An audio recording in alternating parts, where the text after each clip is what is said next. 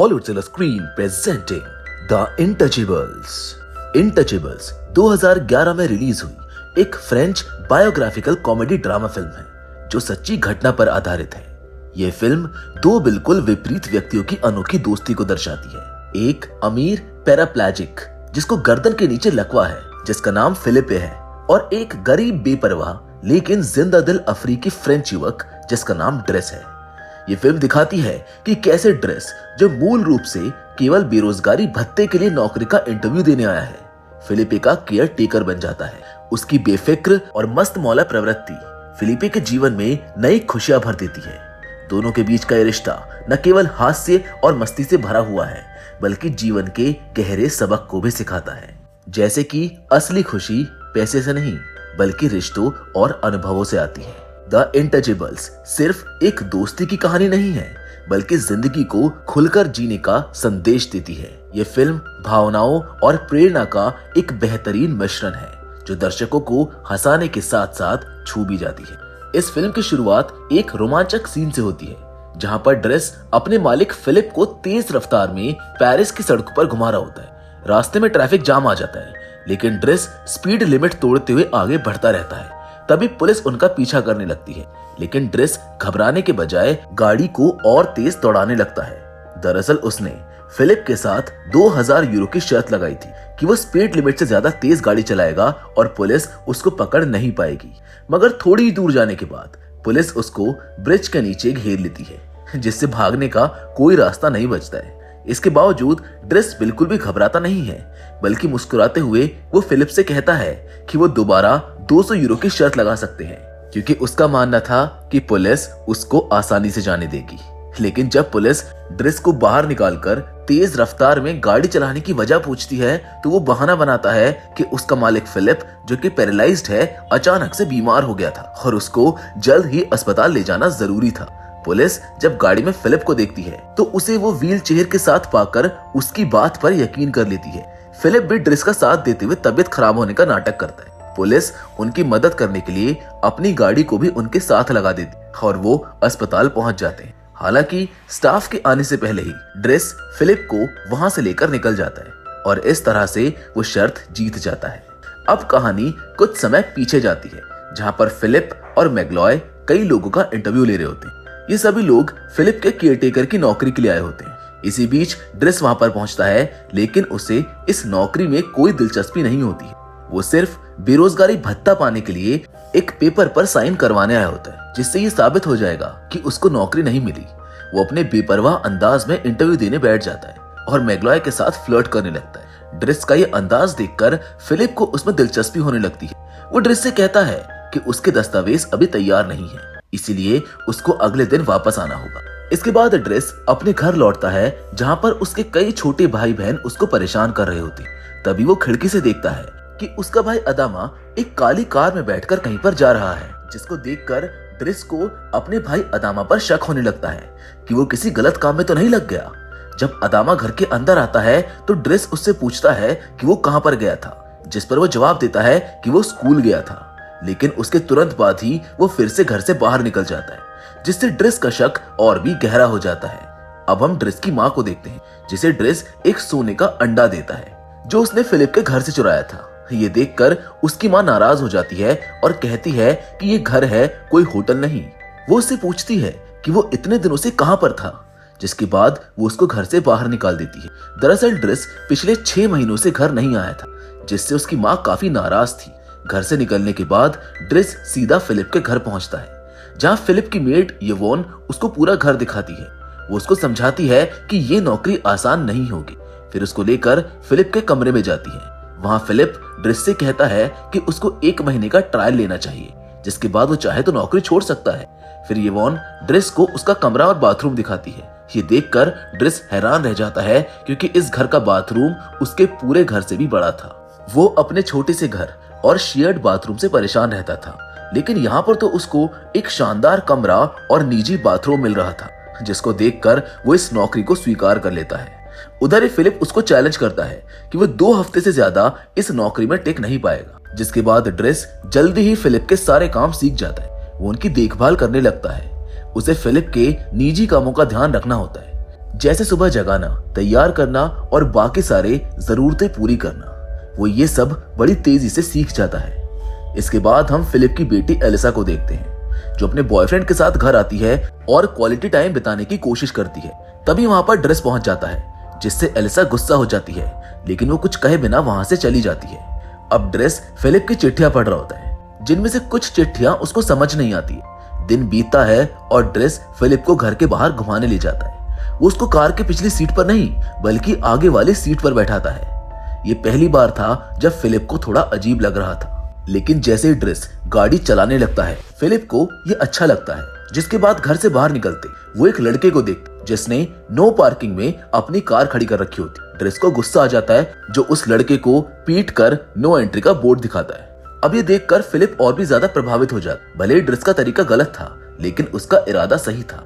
इसके बाद वो एक आर्ट गैलरी में जाते हैं, जहाँ फिलिप को एक पेंटिंग पसंद आती है, लेकिन ड्रेस उसको देखकर हैरान रह जाता है। वो कहता है कि सफेद कैनवास पर सिर्फ लाल रंग की छींटे हैं, इसमें ऐसा क्या खास है। वो फिलिप को समझाता है कि उसके पास बहुत पैसे हैं, लेकिन उसे इस तरह बर्बाद नहीं करना चाहिए। ड्रेस की बात सुनकर फिलिप वो पेंटिंग नहीं खरीदता है। इसी दौरान फिलिप अपने किसी रिश्तेदार से बात कर रहा होता है, जो उसको बताता है कि ड्रेस कोई अच्छा इंसान नहीं है, क्योंकि वो पहले भी जेल जा चुका है। लेकिन फिलिप को इस बात से कोई फर्क नहीं पड़ता है, क्योंकि ड्रेस उसको एक आम इंसान की तरह ट्रीट करता था। वो ना तो फिलिप पर तरस खाता था और ना ही उसे कोई खास ट्रीटमेंट देता था, बल्कि वो उसके साथ खुलकर मजाक करता और उसकी गलतियों पर टोकता भी था। जब ड्रेस खाना खा रहा होता है, तो यवॉन उसको बताती है कि वो चिट्ठियां एलेनोर नाम की एक औरत की थी, जिससे फिलिप ने कभी भी मुलाकात नहीं की। वो दोनों एक दूसरे को बिना देखे ही लव लेटर्स लिखते रहते थे। अब रात में जब ड्रेस सोने की कोशिश करता है, तभी उसको फिलिप के मॉनिटर से कुछ आवाजें सुनाई देने लगती हैं। वो उन आवाजों को अनसुना करने की कोशिश करता है, लेकिन बाद में जब उससे रहा नहीं जाता है, तो वो फिलिप के कमरे में चला जाता है, जहाँ पर वो देखता है कि फिलिप को सांस लेने में परेशानी हो रही थी। उसका चेहरा पसीने से तर था। ड्रेस तुरंत उसके पास जाता है, उसका चेहरा ठंडे पानी से साफ करता है, जिससे फिलिप को राहत मिलती है और वो दोबारा सो जाता है। थोड़ी देर के बाद जब फिलिप को फिर से सांस लेने में दिक्कत होती है, तो ड्रेस उसको व्हीलचेयर पर बैठाता है और रात में उसको पेरिस की सड़कों पर घुमाने के लिए निकल पड़ता है। ये बहुत लंबे समय बाद हुआ था कि फिलिप रात में पेरिस की सड़कों पर निकला था, या फिर यूं कहे कि जब से वो पैरालाइज्ड हुआ था, तब से पहली बार था जब वो रात में बाहर निकला और खुली हवा में आजादी महसूस की। फिलिप ड्रेस से कहता है कि कभी कभी इंसान को दवाइयों से ज्यादा उसका बदला हुआ माहौल ठीक कर सकता है। इसके बाद वो दोनों एक रेस्टोरेंट जाते हैं, जहाँ पर वो खाना खा रहे होते हैं। इसी दौरान फिलिप अपनी जिंदगी के कुछ गहरे राज ड्रेस के सामने खोलता है। वो बताता है कि वो और उसकी पत्नी स्कूल के समय से ही एक दूसरे के साथ थे और बाद में उन्होंने शादी कर ली।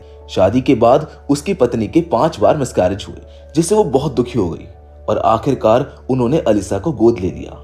फिलिप को पैराग्लाइडिंग का बहुत शौक था और वो अक्सर अपनी पत्नी को भी अपने साथ ले जाता था। लेकिन एक दिन एक बड़ा हादसा हुआ, जिसकी वजह से ना सिर्फ वो खुद पैरालाइज्ड हो गया, बल्कि उसकी पत्नी की भी जान चली गई। ये बताते हुए फिलिप बेहद भावुक हो जाता है। इसी बीच उसको याद आता है कि ड्रेस को इस नौकरी में 1 महीना पूरा होने वाला है, जिसके बाद वो इसको परमानेंट रूप से अपना सकता था। लेकिन फिलिप उसके सामने एक शर्त रखता है। वो बोलता है कि अगर वो उस सोने के अंडे को वापस ले आएगा जो उसकी पत्नी का था, तभी उसको ये नौकरी मिलेगी। ड्रेस अपने घर जाता है और अपनी बहन मीना से मिलता है। वो उससे कहता है कि सोने का अंडा ढूंढो, लेकिन मीना उसको बताती है कि घर के बाहर रोज पुलिस चक्कर लगा रही है। ये सुनकर ड्रेस समझ जाता है कि उसका भाई अदामा किसी गलत काम में फंस गया है। वो पुलिस स्टेशन जाता है, जहाँ पर उसको पता चलता है कि अदामा के पास 30 ग्राम ड्रग्स मिली थी। ड्रेस उसको समझाने की कोशिश करता है, जिसे वो अपने साथ घर ले जाने भी लगता है, लेकिन अदामा उसको छोड़कर एक ब्लैक कार में बैठकर वहां से चला जाता है। ये देखकर ड्रेस बहुत दुखी हो जाता है।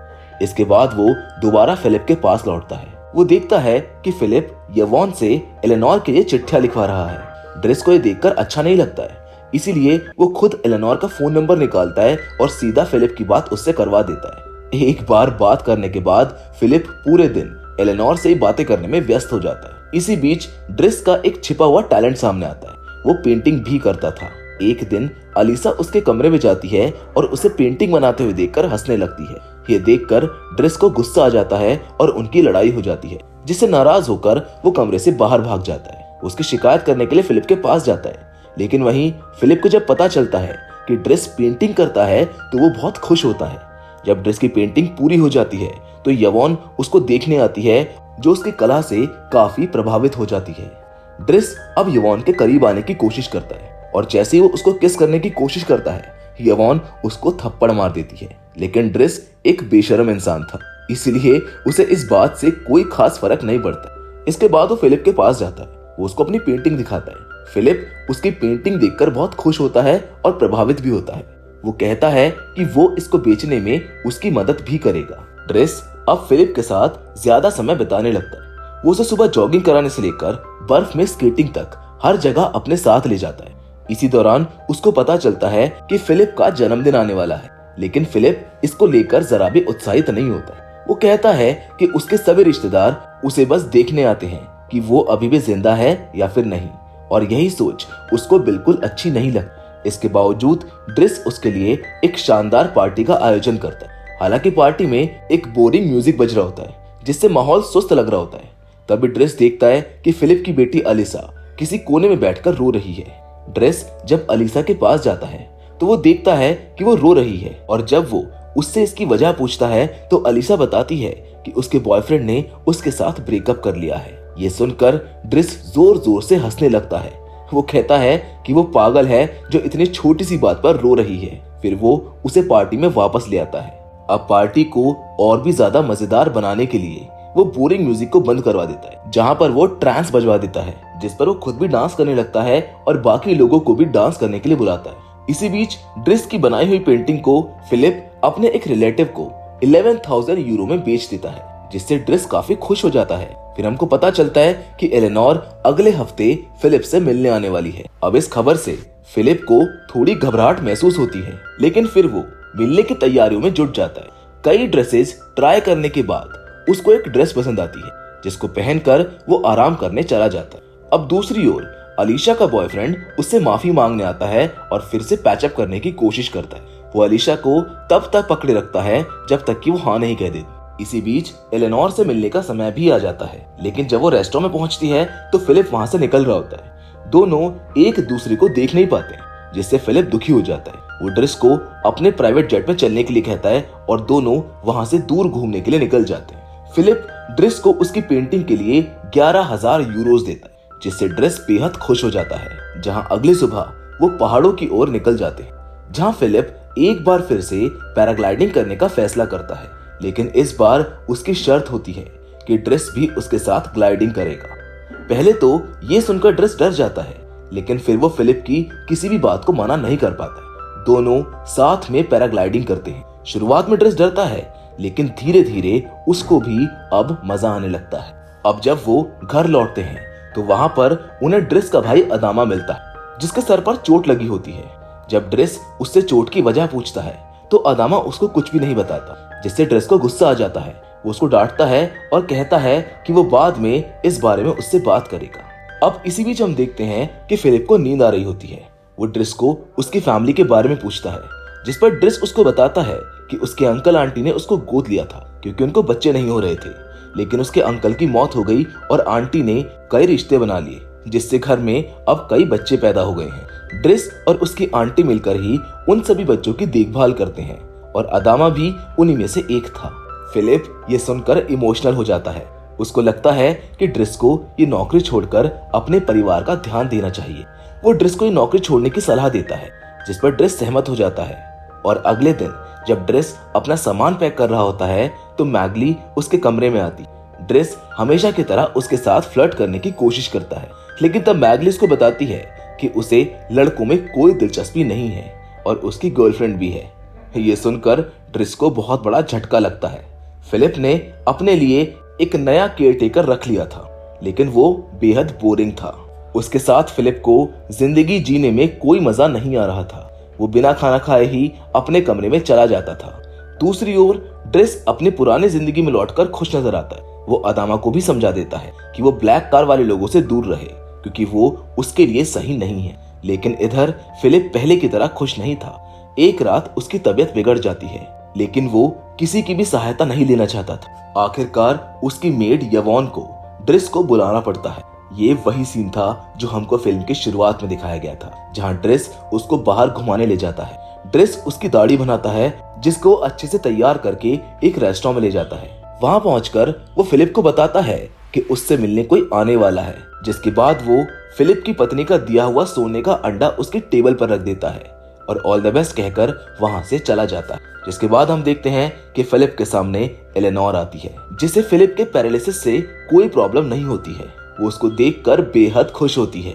दोनों एक दूसरे की कंपनी एंजॉय करने लगते हैं और आगे चलकर उनकी शादी हो जाती। अब वो दोनों साथ में अपनी जिंदगी खुशी खुशी बिताने लगते हैं और इस तरह फिलिप और एलेनोर की जिंदगी एक खूबसूरत मोड़ लेती है। ड्रेस ने फिलिप की जिंदगी में जो खुशी और मस्ती भरी थी, वो उसको दोबारा जीने की वजह दे गई। दोस्ती का असली मतलब यही होता है, एक दूसरे का साथ निभाना, मुश्किल वक्त में सहारा देना और बिना किसी शर्त के एक दूसरे की मदद करना। तो दोस्तों, हमें जिंदगी में ऐसे ही सच्चे दोस्तों और लाइफ पार्टनर की जरूरत होती है, जो हर हाल में हमारा साथ दे और हमको कभी अकेला ना छोड़े। बाकी फिलहाल तो आज के इस वीडियो में बस इतना ही। अगर आपको ये वीडियो पसंद आया हो तो लाइक, शेयर और कमेंट करना ना भूलें और ऐसी ही और दिलचस्प कहानियों के लिए हमारे चैनल को सब्सक्राइब करें। हाँ, बेल आइकन दबाना ना भूलें ताकि हमारी कोई भी नई वीडियो की नोटिफिकेशन आपसे मिस ना हो। मिलते हैं अगले वीडियो में, तब तक के लिए धन्यवाद।